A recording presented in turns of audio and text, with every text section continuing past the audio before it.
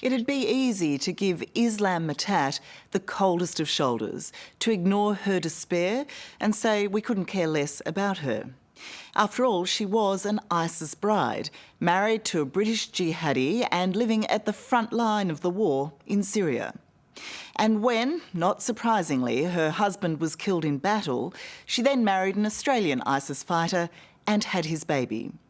He too paid the ultimate price for his beliefs, leaving Islam with no choice but to make a daring and dangerous escape. Now she says she was tricked into going to Syria in the first place, which raises serious questions. Should we believe her? And what should become of this ISIS bride and her Aussie baby?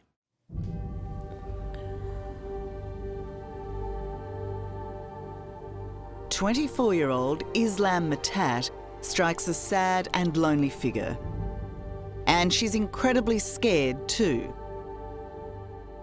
The feeling is that the war on ISIS has been won, that ISIS has been predominantly defeated. Yeah.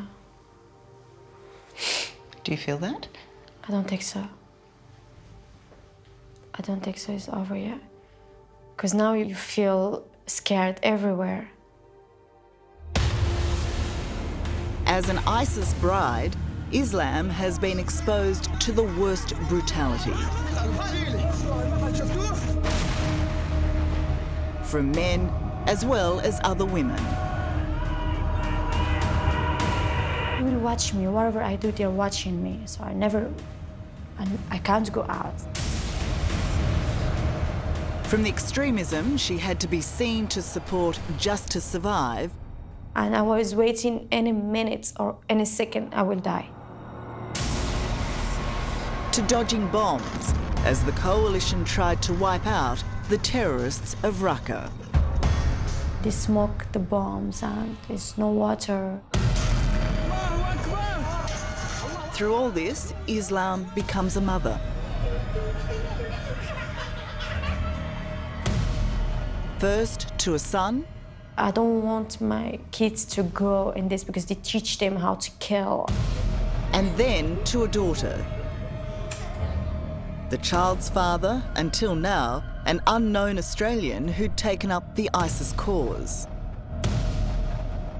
What was his story, this Australian man?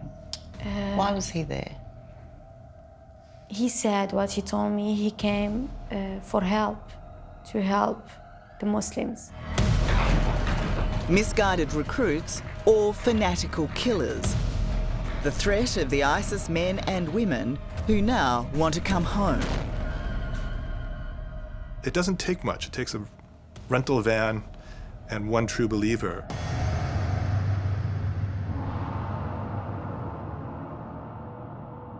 Yeah, this is my last day with ISIS. In the same night, I left ISIS.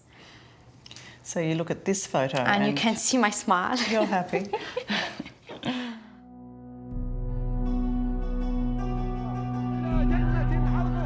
How Islam Mitat got here in the first place, the ISIS caliphate capital of Raqqa in Syria, is the story of a misguided attempt at a better life. We make it fun in the beginning. Islam was a physics student in Morocco, dreaming of becoming a fashion designer, when she signed up to dating site Muslima.com, where she met businessman and British national Ahmed Khalil in 2014. Why did you feel that you needed to marry to make your dreams come true? I say, okay, if I marry, I will start, and he's in Britain too, I will start my new life. Ahmed Khalil was supposed to be Islam's passport to a more secure future. He promises a home in England, but instead, under the guise of a holiday, takes Islam on a bizarre odyssey that starts in Turkey. Unbeknownst to her, she's now on the well-worn terror highway that will take her across the border into Syria. I see too many women with kids, and they were in black. And I asked them, what's happened? Where are we going? They told me to Syria. When they told me Syria, I started to cry. I went to talk to my husband and tell him, Khalil, what is happening? Why you bring me here? He told me, Islam, this is my surprise. And I marry you to help you from the enemy.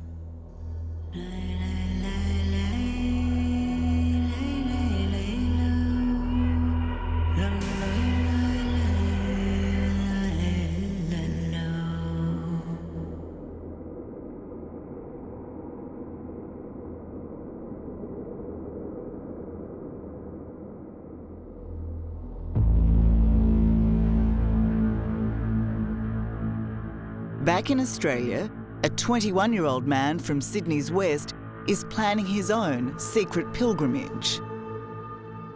Did he strike you as somebody who was content, who was happy within himself, or was he searching for something? I'd say he seemed quite happy with himself. I mean, I never got a vibe that he was unhappy or displeased with anything.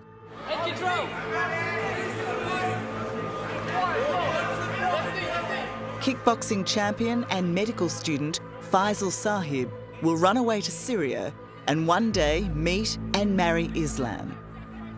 But unlike Islam, he makes the choice to join ISIS, a decision no one who knows the quiet Western Sydney University student can understand or believe. Certainly not his training partner and friend Adam. The fighting that was going on in Syria in the name of religion was particularly brutal. Yeah. It was not just about killing people, it was about torturing them. Yeah. Does the Faisal you know fit into that picture? Not at all. Not at all. I mean, he was quite gentle, kind-hearted. You know, besides, training a martial art, it was never anything aggressive or, violent. So you would never have considered him an extremist? No, not at all.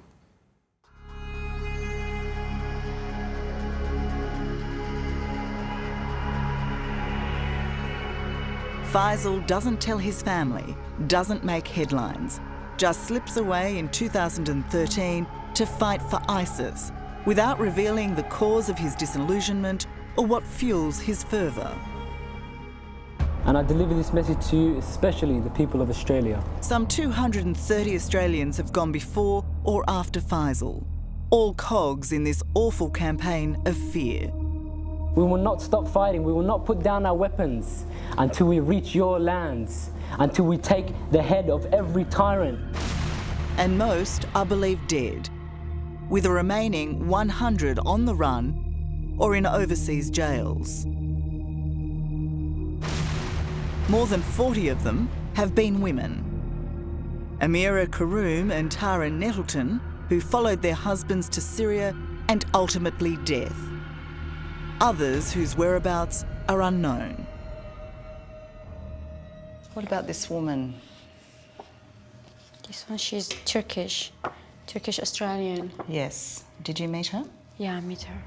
Once inside Syria, Islam Mitat found herself in what's known as Little Britain, rubbing shoulders with Australians and some of the most notorious female recruits from England.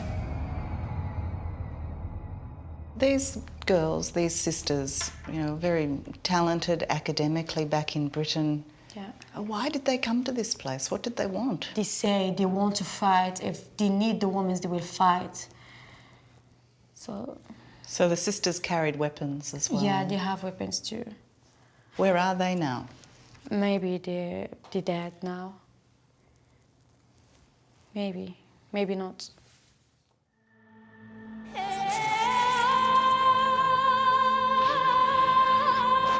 Within a month of being in the terror state, Islam learned she was pregnant. Within days of that news, her husband was killed in battle.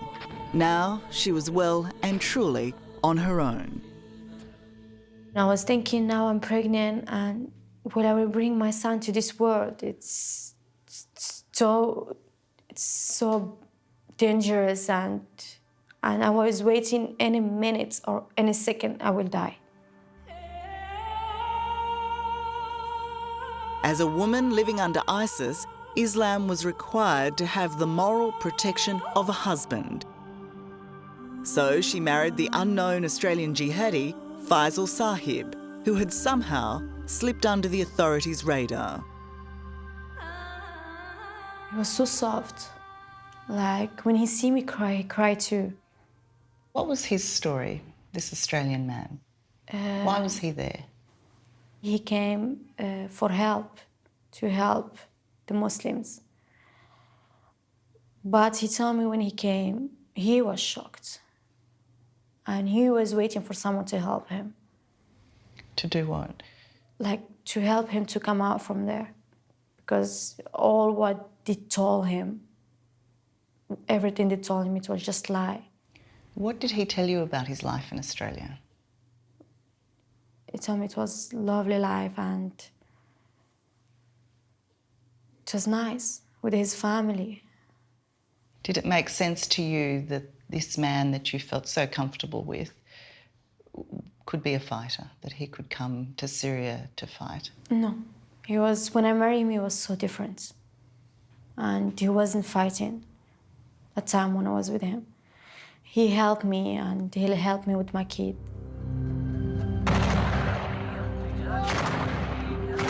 When Islam met Faisal, he was no longer on the front line.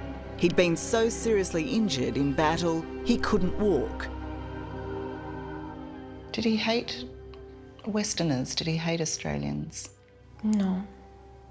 No, he never... Just he told me he missed his life. He's missing his life.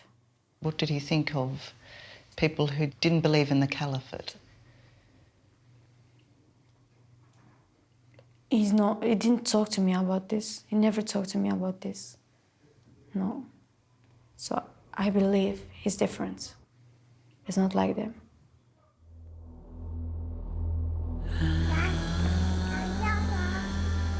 In this volatile place, Islam and Faisal had a daughter, Maria, a little sister to Islam's firstborn, Abdullah.